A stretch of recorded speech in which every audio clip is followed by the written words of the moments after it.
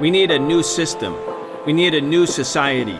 We need to demand that which may have sounded impossible even a few weeks ago, but is not only realizable, but an imperative necessity.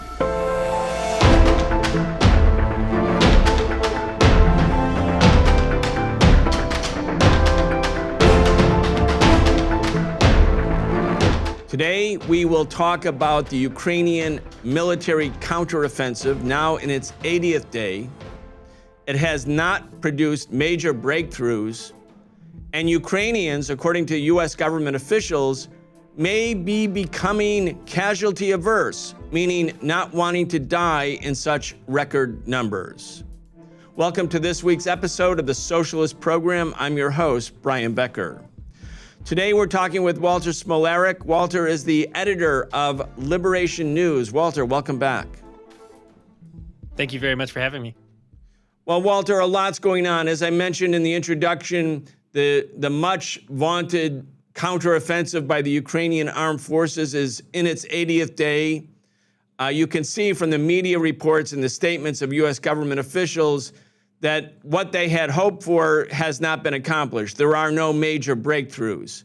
At the same time, the U.S. media is reporting that the number of people killed or wounded in the Ukraine war in the last 18 months may be more than 500,000, more than 500,000. And that the Ukrainian war dead now have surpassed all of those who died on the U.S. side in the Vietnam War over a 10-year period.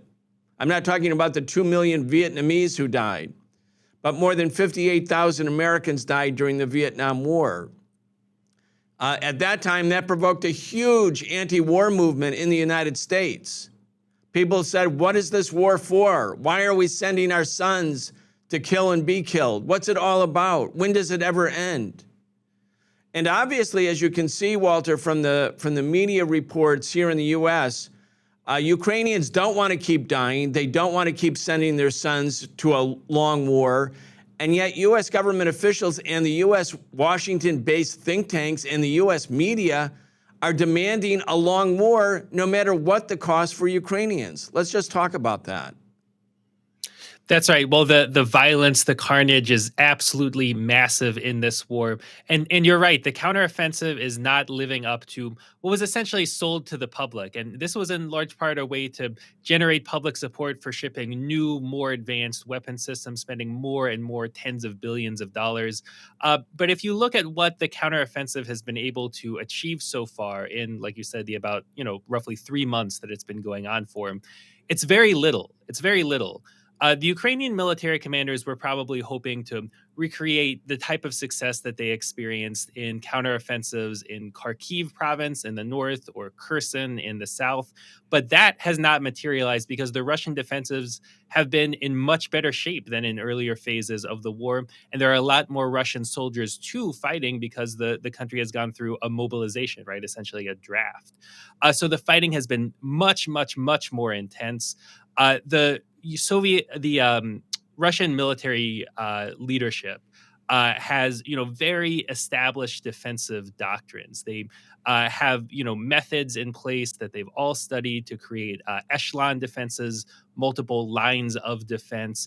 And the Ukrainians, by many military commentators, estimation, have not even reached the first line of defense. Maybe they're sort of just getting to the first line of defense now and have kind of gotten through the preliminary layers. But it appears that there's much, much more fighting to be done if they are going to achieve the type of territorial gains that they have, sort of set for themselves as a goal. That does not appear to be on the horizon right now as it stands whatsoever.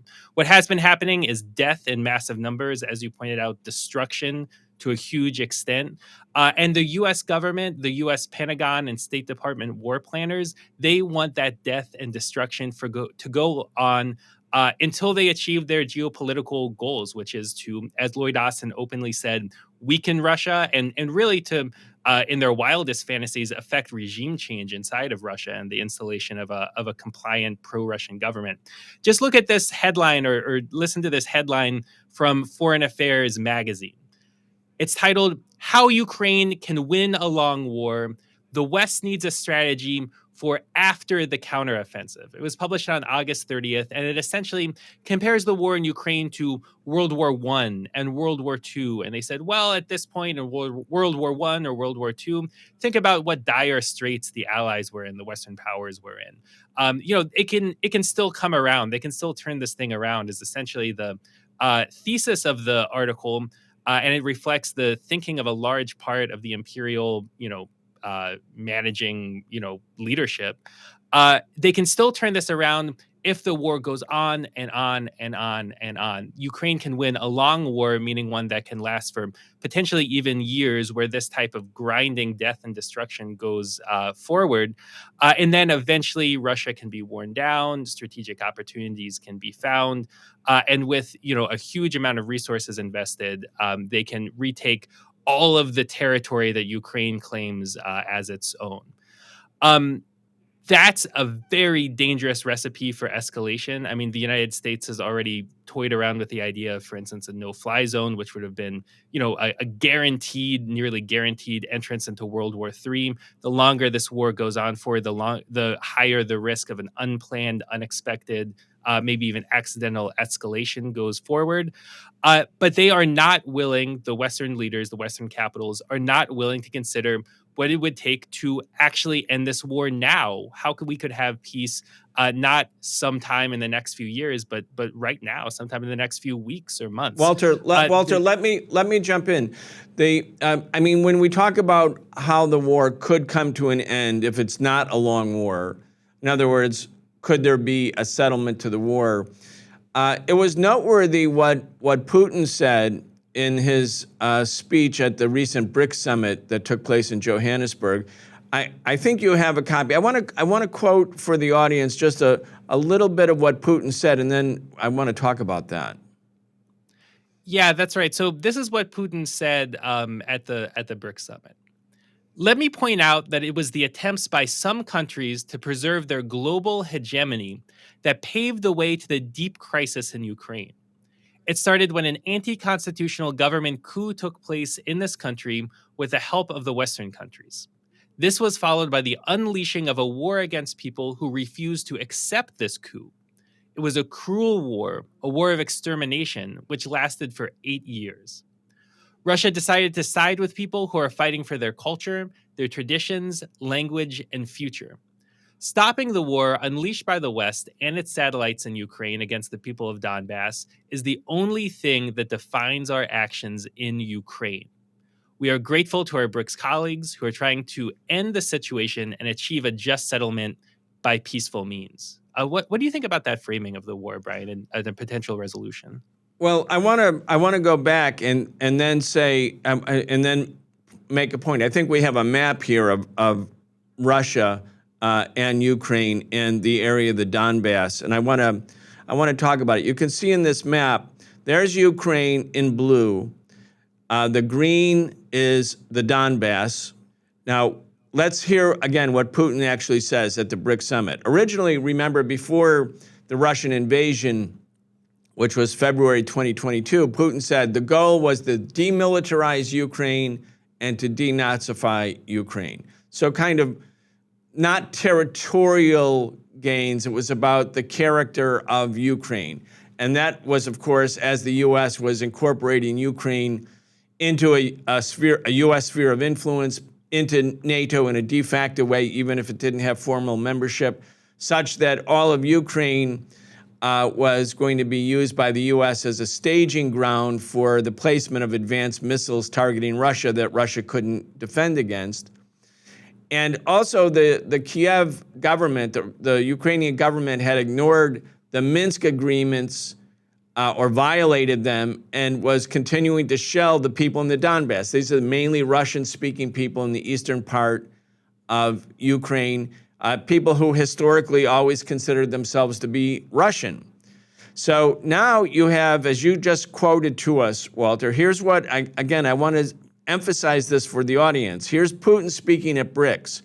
Russia decided to side with the people who are fighting for their culture, their traditions, language, and future. Stopping the war unleashed by the West and its satellites in Ukraine against the people of Donbass is the only thing that defines our actions in Ukraine. Now, let's bring that map back up. And I want to just point out what Putin is saying is that this completely defines the struggle of the people in the Donbass. It completely defines what Russia's war is about. So presumably, if the United States and NATO came back to the negotiating table and said to Russia, okay, Donbass is now, they've had referendums, they're Russian, you're insisting now that the war is about protecting and defending them, their culture, their language. Okay, we recognize that the Donbass is no longer part of Ukraine, that it's really part of Russia. Crimea is part of Russia. Again, Crimea has always been a part of Russia, or at least for the last 400 years or 350 years. If the U.S. said that, it sounds to me like Russia would say yes. Russia would say yes, that would be the basis for an armistice or for a treaty that would end the war, because Putin has now defined the mission in a somewhat different way than he defined it in 2022. Originally, he said it was to protect the people in the Donbass and also to denazify and demilitarize Ukraine. He now says the single goal of the Russian military operation is about Donbass and Crimea. So that's the basis for a settlement. That would be, I mean, what would be so awful about that as an outcome for the war? Yeah, I mean, it's an extremely important point. I mean, and this is something that the United States has refused again and again and again to consider. We saw this not only, during the war up until this point, but also in the months leading up to the war. I mean, Russia, the invasion of Ukraine, the initiation of the military operation in February 2022, only came after repeated refusals by the United States primarily and their Western allies to negotiate a new security architecture for Europe.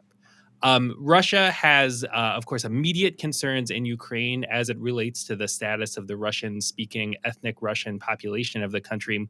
But there's also this much broader question of NATO expansion into Eastern Europe.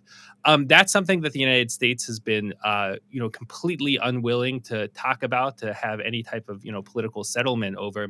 But that appears to not even be necessary for at least the immediate cessation of hostilities. I think it truly is remarkable, Brian, that the United States wouldn't be willing to consider the territorial status of the Donbass. If you could you expand a little bit more on the history of what we're talking about here, both in terms of Ukraine's relationship with Russia and also NATO's relationship with Eastern Europe? Yeah, I mean, this is one of the reasons we wanted to continue the conversations, Walter, that you and I have been having on this show, on the Socialist Program.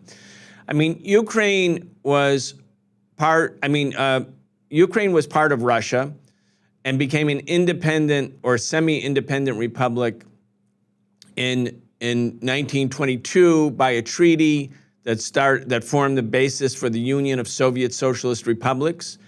That was Lenin's position on the nationalities question in the former Russian Empire being implemented. And Lenin's vision was that the Union of Soviet Socialist countries would ultimately be joined by countries all over the world, not simply the countries formerly in the Russian Empire. But Lenin's position was that Ukraine, because Ukrainians were a minority people, had their own language and culture, even though they were part of the Russian Empire and very integrated into Russia and were seen by Russians as part of Russia, that in order to forge unity between the working class of Russia, which was making the socialist revolution, and the Ukrainian revolution, which was both for Ukrainian identity but also for socialism, that the Ukrainian Soviet Socialist Republic and the Russian Soviet Socialist Republic, and then again, over time, another 13 republics, including, Georgia and Armenia and Azerbaijan and the Baltics and Kazakhstan, Uzbekistan, Kyrgyzstan, Turkmenistan. These countries would constitute a union of Soviet Socialist republics. And during that time period between 1922 and it becomes part of the new the federation, the Union consolidates with a new constitution in 1924 in the Soviet Union.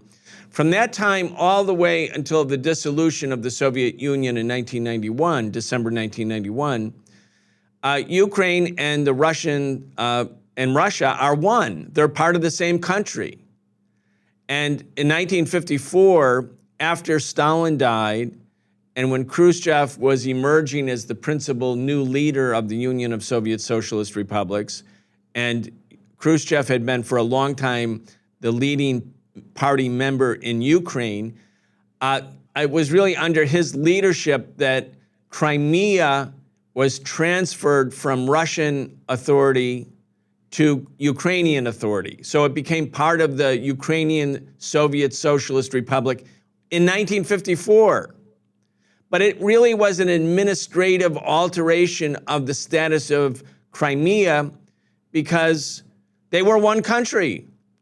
Russia and Ukraine were one. So having Crimea, where the Russian, or at that time the Soviet military base, the largest one, was located, it didn't really have that big of an impact. But when the Soviet Union breaks up, when the counter-revolution happens, when the Soviet Union dissolves, when Ukraine becomes independent, there was an agreement between the Ukrainian government, now independent, and the Russian government that Crimea would still be basically under the authority of Russia because that's where the largest Russian military base was. And again, they had been one country up until that moment. So you had this administrative transfer of Crimea to Ukraine. In the case of Donbass and in the case of the Russian-speaking parts of the population, there were many parts of the Soviet Union where there was integration of peoples. I mean, Russia had more than 100 ethnicities and languages.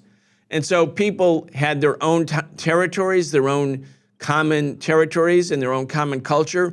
But there was a lot of integration because of the way boundaries were formed.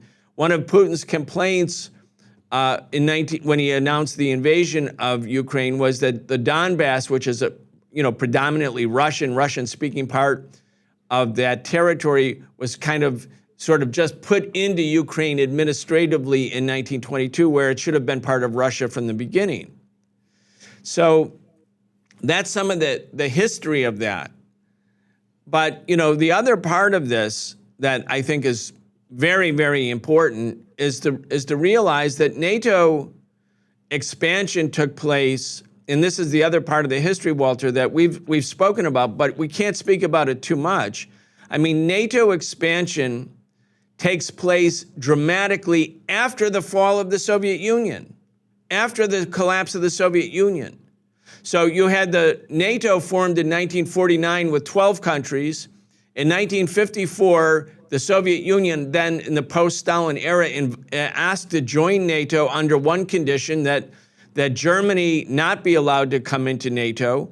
The Soviets even said they were willing at that time to withdraw from East Germany, where Soviet troops had occupied that part of Europe, in exchange for a pledge by the United States that Germany would not be brought into NATO. And of course, Germany had invaded the Soviet Union, and 27 million Soviets died as a consequence, so that was a big deal. And the Americans said no, they weren't going to allow the Soviets to join NATO, and yes, they were going to bring Germany into NATO. And that's when the Soviet Union formed the Warsaw Pact countries, which sort of mirrored NATO. You had the countries in the socialist government, in the socialist part of Europe, the Eastern and Central Europe, who were allies of the Soviet Union. They formed like their version of NATO called the Warsaw Pact in 1955, 6 years after the formation of NATO, in response to the refusal by the United States not to bring Germany into NATO. And in 1991, as the Soviet Union was, in 1990 actually, as the Soviet Union was winding down in crisis and collapsing, the Warsaw Pact was also dissolved. And so at that time, James Baker, who was then Secretary of State for George H.W. Bush, goes and meets with his counterpart, the Soviet foreign minister, who was Eduard Shevardnadze. And he says, this was in February 1990, Baker says to Shevardnadze, look, we will give you an iron guarantee that if you allow Germany to reunite, if you allow East Germany and West Germany to reunite on the basis of the domination, really, of the capitalist US-led West Germany, we guarantee you, giving you an iron guarantee, that there won't be 1 inch east in terms of the expansion of NATO. That was February 1990. Gorbachev removes all the Soviet troops from Germany, or not all of them, 9/10 of them, the next month. The Soviet Union collapses a year later. The final Russian troops leave East Germany, the eastern part of Germany, only in 1994, when Yeltsin is then the leader of Russia. And then once the Russian troops are gone, the US, instead of, as it pledged to the iron guarantee not to move east, it starts to move east dramatically. So then US troops fill the vacuum. The Soviet troops have left, the Russian troops have left, they've been pledged that the US won't occupy those countries, but the US immediately begins occupying them. NATO is nothing other, Walter, than the US occupation of Eastern and Central Europe, using allies, so-called, or proxy or puppet governments in order to give a fig leaf or a camouflage to what essentially amounts to a US military takeover of the former Russian area or Soviet area that constituted the division in the Cold War. And so what Putin was basically saying right up to the invasion of Ukraine, the Russian invasion, was, okay, you've moved east, you broke your promises, you did it over and over and over again, but you're not going to do it to Ukraine. Ukraine had a coup in 2014. You, the US government, inspired the coup. You supported the coup. Victoria Nuland was caught on tape talking about who the new government of Ukraine was going to be. Then once the coup happened, led by fascist forces, literally military putsch that overthrew the democratically elected government that was a neutral government in Ukraine. Once that happened, once Ukraine had a pro-NATO government and Russia knew that Ukraine would be moved into NATO, that's when Russia changed its position on Crimea, one, and said, well, let's have the people in Crimea have a referendum about whether they want to be part of Russia or Ukraine. And of course, because most of them are Russians, they voted to be with Russia. And I don't think anybody disputes the outcome of that vote. And it was by a very large margin. And then Putin is able to say to the Russian military, give them some security. Well, the base, our biggest base, which is in Crimea, again, that was only transferred to Ukraine in 1954 administratively, that's going to be retained as a Russian base. Because what would happen if it wasn't a Russian base any longer? It would become a NATO base. And so the US and NATO would bring advanced conventional and nuclear weapons targeting Russia into Russia's own military base, its largest military base. That's when Putin drew this red line. And if you think about it, Walter, it wasn't even the Donbass at that time. The people in the Donbass who were struggling against this right-wing, anti-Russian, racist, semi-fascist government, and it wasn't exclusively fascist, but it certainly had fascist elements in it, they were being targeted by the new Ukrainian right-wing government. They were being shelled. 14,000 people died in the Donbass. And during that entire time, Russia may have given military aid surreptitiously, but it didn't recognize the independent people's republics. It didn't move in. That only happened 8 years later. So when you look at this entire history and think about all of the things that I just mentioned, you can't come to the conclusion that Russia, quote, wanted this war, that this was just an act of aggression on the part of the Russians. This is part of a longer historical process whereby Russia feels its very basic existential interests as a nation and for the Russian people or peoples is at threat. One of the reasons why that history is so crucial for people to know is that it dispels this notion that NATO is a defensive alliance. That's what we're told over and over and over again. NATO is just about Article 5. Article 5 says that an attack on one member is an attack on all members. And so NATO is not something to be afraid of. It's actually something that keeps us all safe because all of the countries of the world are pledging to have each other's backs. That is completely false. That's completely a fiction. One of the key pieces of evidence that proves that is what you just said about the sequence of the creation of NATO and the Warsaw Pact countries. NATO is presented as, a defensive, maybe even a response to the creation of the Warsaw Pact. Well, the Warsaw Pact was created years after NATO was established, and only after, as you pointed out, the Soviet Union's application to actually join NATO was rejected. The reason why NATO was set up was so that all of the big capitalist powers, all of the empires of the world would be on one team. They would be fighting on one side rather than fighting against each other. The people who set up essentially the US dominated world order in the aftermath of World War II looked at what happened in World War I and what was sort of beginning to take shape already towards the conclusion of World War II, and said that if we keep fighting each other, we being the big empires, then socialist revolution will spread. World War I resulted in the creation of the Soviet Union. World War II ultimately led to the creation of a bloc of socialist countries. And so the United States wanted to make sure that that folly of inter-imperialist war, they didn't care about war on the oppressed peoples of the world of Asia, Africa, and Latin America, but that folly of inter-imperialist war wouldn't be repeated, and instead the aggression would be directed at the socialist camp and the anti-colonial movements and governments.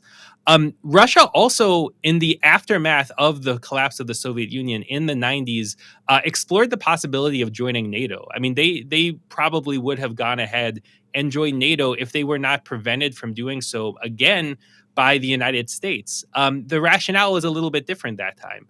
The policymakers at the State Department thought that if NATO was expanded to include Russia, then Russia could actually become a second pole within NATO. That it would loosen the United States' grip over Europe, and that if the European powers weren't tethered to U.S. security policy, really tethered to the Pentagon through the mechanism of NATO, then they could drift in the direction of ties with Russia, wanting good economic, political, diplomatic ties with Russia. That dynamic is also a factor in this current war. And I was wondering what your thoughts on that were, Brian, because the success of the proxy war effort against Russia and Ukraine is dependent to a very large extent on the willingness of these Western NATO powers to pour endless amounts of money and weapons into the conflict. Do you see that changing anytime soon? Well, it's interesting. Sarkozy, who is the former head of state in France, is being pilloried right now. I don't have it right in front of me, Walter. I shared it with you earlier, but you might take a look at it. And I think it's the New York Times or the Washington Post. They're really attacking Sarkozy because Sarkozy dares to say, look, maybe NATO expansion isn't such a great idea. Maybe we don't need NATO expansion. We know that the Russians are reacting as though NATO expansion is an existential threat, and they have a case that can be made. So he's saying, he's sort of stepping back. He's not a radical. He's not an anti-imperialist. He's not an anti-war person. He's not part of the far right that demagogically speaks a little bit against the war. He's like a mainstream capitalist politician, but he's being pilloried right now in the media because he's making the case that this whole thing is sort of unnecessary. The whole war is unnecessary because NATO expansion is a bad idea.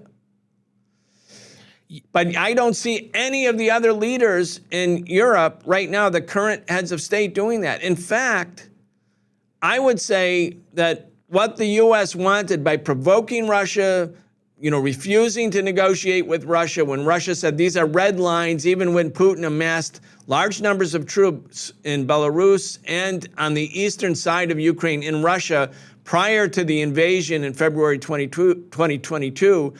And, the Russians were giving peace plans and demanding real negotiations, and Blinken and Jake Sullivan and all of them were saying, well, we think Russia's going to invade. But they didn't come back to the negotiating table because I think they felt, one, that if Russia invades, then Russia looks like the aggressor because it's invading a country, it's violating the UN Charter. That means that NATO's justification is validated in Europe, where lots of Europeans before the Russian invasion were saying, why are we spending all of this money on war? Why does Obama and then Trump demand that we spend 2% of our budget, our national treasury, on war every year in order to be in good status with NATO members? There was a lot of criticism against that. And the US, the Democrats and the Republicans, Obama and Trump, were bludgeoning Europe. And I think the US felt, well, look, if Russia is the aggressor, if they finally move into Ukraine, then we'll snuff out that anti-NATO opposition in Europe. And I think that they succeeded with that. And then the second objective, I think there's three objectives overall. The second objective was to weaken Russia. I think they felt that if by evicting Russia from the world economy, imposing all of these sanctions, that Russia would be on its knees in a matter of months economically. That hasn't happened, but I think that was the expectation. And third, China and the Belt and Road, I mean, China is mainly concerned about China. It's 1/5 of the human population.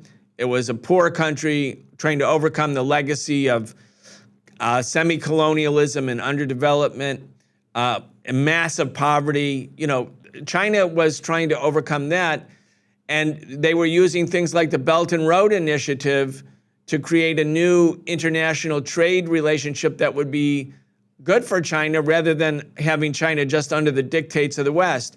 So China had Ukraine in Belt and Road, and many other European countries wanted to be in Belt and Road. So I think the Americans felt, well, if we create this situation where Russia invades a part of Europe, invades Ukraine, and looks like the aggressor and is denounced by the European countries, then at least strong elements in China will say, well, why are we fastening our wagon to Russia instead of the dominant parts of the world economy? Like we'd rather be with Europe and the United States. So these three goals of the US proxy war, and again, the third one being to divide Russia and China, to weaken Russia, to divide Russia and China, and to strengthen the US position over Europe. Those were the three goals of the US proxy war.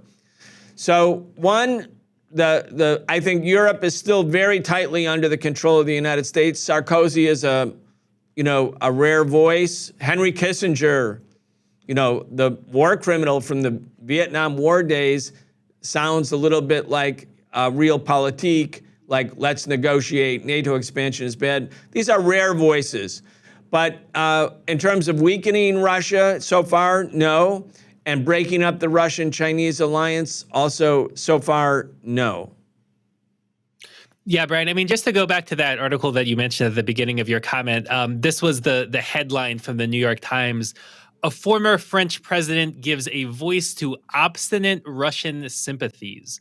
A former French president gives a voice to obstinate Russian sympathies. The first paragraph reads, Nicolas Sarkozy, the former French president, was once known as Sarko the American for his love of free markets, freewheeling debate, and Elvis. Of late, however, he has appeared more like Sarko the Russian, even as President Vladimir V. Putin's ruthlessness appears more evident than ever. I mean, they're so offended, upset, that any significant figure on the world stage would criticize their aims and point out what are just indisputable historical facts about NATO expansion, about Russia's core national security interests. But this actually represents the majority of global opinion, both in terms of the peoples of the world and also the governments of the world. I mean, the majority of countries are not giving voice to, the U.S. NATO position that this is, purely wanton, evil aggression, and that Russia has no legitimate interests whatsoever at stake in this situation. That's not the position of the world's governments. So it has, in one sense, in terms of the rise of economic powerhouses, a lot of people throw around the term like a multipolar world. The war in Ukraine is also very, very relevant to that tendency in global politics. The BRICS countries had a high-profile summit in Johannesburg, as we've been talking about on the socialist program. Well, we already read what Putin said about the war in Ukraine there, but also the fact that Russia's economy survived, I think, is testament to its ability to maintain economic relations with the BRICS countries, with the countries, there's now about 40 of them that want to join BRICS and who are more broadly aligned with this geopolitical current that challenges the Western-dominated world order. I'm wondering what your thoughts on that element of this war is, too, in terms of the global balance of forces. Yeah, I think that it really has turned out quite differently than what the U.S. and NATO expected. The majority of the African countries did vote to condemn Russia in that UN resolution, but 19 voted no, voted either to abstain or voted no in the condemnation. So, when Russia obviously, violates the UN Charter by bringing its military into another country, you would think, okay, everybody's going to condemn it, but huge parts of the population did not. The majority of the people in the world live in countries where those countries' governments voted not to condemn. Most of them voted to abstain, and some voted no on the resolution condemning Russia. And I think big parts of Africa in particular think, well, look, Russia stood up to the United States. Russia wasn't going to be pushed around by the US and NATO, that the era of unipolar domination where the global south, so to speak, is just being pummeled and sanctioned and invaded and struck with drones or dominated by US military bases. I mean, the US complains about Russian troops in Ukraine. Well, the US has troops in 159 countries. 179,000 US troops in 159 countries and 750 US military installations. So for the people in the global south who are not getting their news from the New York Times or CNN or MSNBC, they don't think, oh, Russia's such a terrible aggressor and on the march and trying to dominate the world. No, they think the US is the dominant hegemon. The US has been dictating to the people of the global south, not just militarily, but economically, with sanctions. Scores, maybe more than 100 countries have been sanctioned. And no country can do trade with Cuba or Venezuela or risk being sanctioned. In that sense, it's a global blockade. So I think the people of the world who are emerging, we've talked in our last shows about how the BRICS countries' GDP share is greater now than that of the G7. So the countries, the emerging economies of the global south, the formerly colonized and semi-colonized people of the world, their share of the world economy is growing. I mean, yes, the imperialists still have monopoly control over so-called intellectual property rights in the main, dominating, through patents and thus sort of monopolizing profits at the expense of the global south. But those economies are growing. They're really growing. And they don't want to go back to a world where the United States not only calls the shots, but dictates to every country. This is how you are going to act. This is how you're going to think. Countries want to be able to trade with whoever they want to trade with. Why can't Venezuela rent a boat, which it can't at the moment because it can't get insurance from imperialist-dominated insurance companies, rent a boat to bring Cuba to its ally, Cuba, at a time when Cuba is being strangled by U.S. Economic sanctions and coercive measures, which, by the way, were intensified greatly by Trump, but maintained by Biden, same policy. So the countries of the global south, who, again, they don't get their news from Rachel Maddow or, Jake Tapper or the editorial group, the neocon editorial group of the Washington Post. They're getting their view of the world from the reality that they live in. And even though they don't favor war in Ukraine, they want to be in a world that isn't strictly under the domination, under the thumb of U.S. imperialism. Now, I want to go, Walter, to another topic, which is, because here we're talking about geostrategic issues, how the world is changing. Some call it the new multipolar world. It's definitely a new era of global politics since Russia basically, decided it had had enough with Western domination and decided to move. And the Russians knew full well that the consequences would be that they would be evicted or attempted to be evicted from the world economy. They knew that, and they did it anyway. So that's on the geostrategic level. But I want to talk about what's going on in the United States. And I really want to speak to people on this who consider themselves liberal or progressive. People who are, say, against Donald Trump and his reactionary, racist, misogynist policies. I want to speak to that part of the population that may have considered themselves historically kind of liberal. When I was a teenager and we were organizing against the war in Vietnam, and I was a socialist and a radical, we were marching in the streets with people who were not radicals, who considered themselves liberals. So the liberals were against the war in Vietnam. The liberals were for peace with the Soviet Union, for better relations with the Soviet Union. The liberals were against the Pentagon carrying out an arms race with the Soviet Union, against the growing use or deployment or building of nuclear weapons. So radical leftists and liberals were kind of marching down the same street, but carrying different banners, different slogans. That's no longer the case today.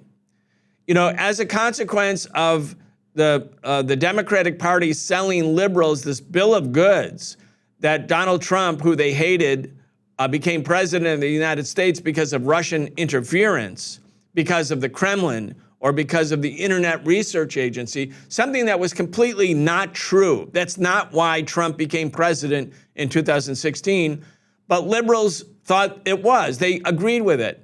So who was against Trump? Well, the FBI was investigating him. The military-industrial complex establishment was saying Trump is trying to break up NATO. He's talking badly about NATO allies. He doesn't care about NATO. He's ruining the architecture of the U.S. strategic military relationships around the world. He wanted a peace deal with Kim Jong-un in North Korea. So because Trump was doing those things and because he was being targeted, the liberals moved into the camp of actually supporting the military-industrial complex as if it was something progressive. And so the people who are liberals or progressive on, say, abortion rights or gay rights or, social issues are now almost all 100% for the war in Ukraine.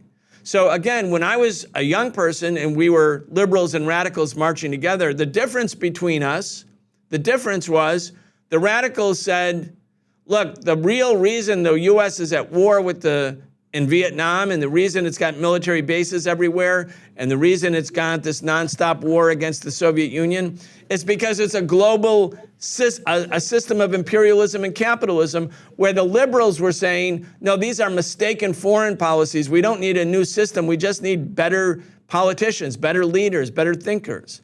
So that was the difference between radical socialists and liberals. But today, the liberals are really 100%, hook, line, and sinker, fell for the line of the military-industrial complex. And because Biden is not Trump, and Biden ran against Trump and beat Trump, but Biden is like a right-wing militarist himself, they think that Biden is somehow the humane part of politics. This is a profound change in American politics, that the liberals are part of the war drive. And I wanted to point out, and we talked about this, Walter, you and I were at a school for socialism recently, where we were talking about how do you talk to people who consider themselves progressive or liberal, but are 100% for the Ukraine war? Because they think if you support, unless you support the U.S. war drive, you don't care about Ukrainians, right? That's the main thing. Russia, evil, monstrous, aggressors, they're killing Ukrainians. We have to defend Ukrainians. And so we have to support the war effort in sending these billions and billions and billions of more weapons to Ukraine. Well, here's the New York Times, everybody. A major article highlighting the fact that there's 500,000 Ukrainians and Russians who are either dead or wounded in the last 18 months. And, the consequence, we would think the consequence would be like, get back to the negotiating table, have a peace deal, settle this, end this, like the killing fields in Ukraine. But listen to this article. I want to read it to you. Highlights, big headline about how many Ukrainians are dying. Here, in recent weeks, I want people to really listen to these words carefully. In recent weeks, Ukraine has shifted its battlefield tactics. This is in the middle of the counteroffensive, returning to its old ways of wearing down Russian forces with artillery and long-range missiles instead of plunging into minefields under fire. American officials are worried that Ukraine's adjustments will race through precious ammunition supplies, which could benefit President Vladimir Putin of Russia and disadvantage Ukraine in a war of attrition. But Ukrainian commanders decided to pivot, reducing casualties and preserving their frontline fighting forces. So the Americans are worried that the Ukrainian military is going to waste precious supplies and military equipment instead of having precious human beings run into these minefields. That's their complaint. And then get this, and this is the kicker. American officials say, this is a quote, American officials say they fear that Ukraine has become casualty averse. You got that? Ukrainians are becoming casualty averse. One reason it has been cautious about pressing ahead with the counteroffensive. So the Ukrainian military is worried because Ukrainians are becoming casualty averse. Almost any big push against dug-in Russian defenders protected by minefields would result in huge numbers of losses. So to my liberal friends, if you think that you're supporting and helping Ukrainians by supporting the U.S. war effort, think about what the U.S. war makers, those who are conducting this proxy war, actually think about Ukrainians. They're afraid that Ukrainians don't want to keep dying in record numbers. They're afraid that Ukrainians want to use precious military equipment to save the lives of their sons and daughters. When the U.S. fought the war in Vietnam, it told U.S. soldiers, shoot first and, don't take any chances, because if you see a boy on a bicycle who's 10 years old riding towards you with a backpack, he might be carrying a bomb, because the Vietnamese were waging a people's war and children were part of it. So shoot that child. Don't take a chance. And why? Because every additional American military casualty was a political liability in the United States, because the American people were casualty averse. The American people didn't want their sons and some of their daughters to go thousands of miles away to kill and be killed in the jungles of Vietnam. They were casualty averse. And as the death rate went up and up and up, by 1968, the majority of the people of the United States turned against the war. The same thing that happened in Iraq and Afghanistan. Like the U.S. military officials said, the commanders, well, they all look the same. So you can't tell who's an enemy and who's a friend. So shoot first and ask questions later, or don't ask questions at all. So this is what we were talking about, because we have to talk to our, quote, liberal friends and tell them, read that article. If you think you're helping Ukrainians by prolonging the war, by sending more and more weapons, precious ammunition, and precious supplies, you're not. You're helping and contributing to the death of Ukrainians in an unnecessary war. This war could have never been started if the U.S. had gone to the negotiating table, and it could end, as we could see from Putin's statements at BRICS, if the U.S. comes and recognizes that Russia basically controls Donbass and Crimea. This killing field in Ukraine could come to an end. So if you care about Ukrainians, don't send billions more weapons. Demand that the government that speaks in your name, be a real liberal, like the old style liberal, demand that that government actually enter into peace negotiations. This is such a profound change in American politics that the liberals and the people who are voting for the Democrats and think they're against the right wing have actually, in large measure, been taken in tow by the military-industrial complex. Having said that, I would say the majority of working-class people in America, poor people in America, whether they're voting Democrat or Republican, the masses of people, they don't want this war. They don't understand why they're sending their tax money for more and more weapons in the war. They don't get it. They want it to end. But there hasn't been a strong enough anti-war movement yet, and we're trying to create that kind of anti-war movement with this show, with the Answer Coalition, with other anti-war coalitions. That's what we need to do, because this carnage has to come to an end. Walter, again, when you think about it, I'm going to get your last comment, and then I'm going to make my final comment. When you think about the cynicism of the U.S. presentation here, it's also it's mind-blowing, and yet it's taken as conventional wisdom that what the U.S. government is saying about Russia and about the war, it's conventional wisdom because it's repeated over and over and over again by the capitalist mainstream media. It's a drumbeat. And so many, even not just liberal, but some left groups are constantly repeating it. You got to condemn Russia. Well, you don't have to support the Russian invasion of Ukraine to know that the U.S. government is largely responsible for having created this crisis and did everything in its power to not have a peace settlement prior to the Russian invasion, and is doing everything in its power now, even as the counteroffensive makes so little progress and as Ukrainians die in record numbers. It does everything in its power not to seek peace, but to continue the long war. Again, the level of cynicism is almost it's almost unmatched. It's an unbelievably cruel policy and position that the United States government has adopted. To them, Ukrainians are nothing more than pawns. Their lives don't matter at all. If 10,000 Ukrainians die, fine. If 100,000 Ukrainians die, fine. It's of no consequence to them, because what this war is all about is them achieving their geopolitical goals, those three goals that you laid out, Brian. And they know that the political costs, if those were U.S. troops or British or French troops doing the fighting and dying and suffering life-changing wounds, then it would be too great. It would be politically untenable for U.S. or French or British society to handle that. So they're going to get Ukrainians to do that fighting for them. That's the basic logic of a proxy war.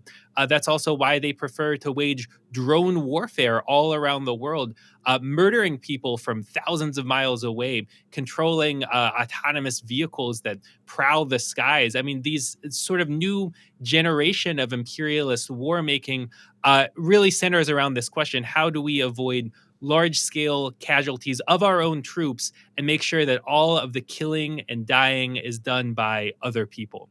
Tremendously cruel. And as you pointed out, it's compounded by the fact that the U.S. government has spent over $100 billion so far on this war. The Biden administration is now requesting $24 billion of additional funding, of quote unquote supplemental funding for the Ukraine war.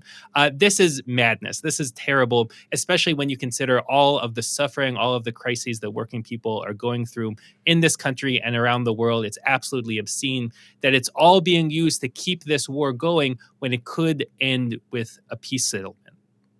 And for those people who say, well, we can't reward Russia by allowing the Donbass to become part of Russia, or we can't reward Russia by allowing Crimea to become part of Russia.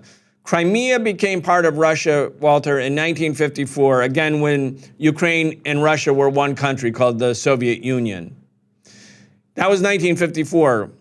The United States invaded Hawaii, and Hawaii became a state, part of the United States, in 1959, 5 years after Crimea went to Ukraine as an administrative transfer. I mean, look at the southwest part of the United States, Texas and Colorado and Utah and Arizona and California. They were part of Mexico. You know, the United States invaded Cuba in 1998. The United States is still in Cuba. Occupies Cuba at Guantanamo, the only part of Cuba where torture takes place. So for the people in the United States to say, oh, we can't reward Russian aggression by allowing a peace deal that allows Russia to retain control over the Donbass, well, just think about the history of the United States, which is based on invading other countries. But in the mainland and in the states, the annexation of different territories. It doesn't disturb anyone. Nobody even thinks about this. No one even puts this into a historical perspective. If Donbass and Crimea are part of Russia and the war ends, that is not going to be some terrible nightmare for the world. What is a nightmare for the world, and certainly a nightmare for the people in Ukraine and for Russians who are dying needlessly, is the prolongation of this war. And what's a real threat and danger and a nightmare that we can foresee is if the United States doctrine of major powered conflict, which was adopted as a priority by the Pentagon 5 years ago in 2018, if that policy is not reversed, it becomes a self-fulfilling prophecy. The U.S. is going to war against Russia. It's getting ready to go to war against China over Taiwan. The Chinese have actually, even though they probably were not thrilled at all about the Russian military action in Ukraine, they're worried that if the U.S. succeeds in defeating Russia in Ukraine, that China will be next. And they know that. They're preparing for that. They're preparing for war. So the real nightmare is not for Donbass and Crimea to become part of Russia. The real nightmare is for the war to continue. And the real, even biggest nightmare is for U.S. military aspirations and strategies to go unchecked. So here in the Socialist Program, for those of us who are also part of the Answer Coalition, the Anti-War Coalition, and other peace groups, we recognize that the big job right now is to go against the mainstream, the dominant narrative of the capitalist bourgeois-owned media, which is an echo chamber for the military-industrial complex and for imperialism, and tell the truth about the Ukraine war, that the real issue for the United States government right now is not that the war is going on too long, but that the Ukrainian people are becoming casualty averse. You can't get more criminal in your thinking than that. We have to work together to end the war, to stand together, to tell the truth about the war. And that's what we're going to do. Walter Smolarek, thank you so much. Thank you very much for having me.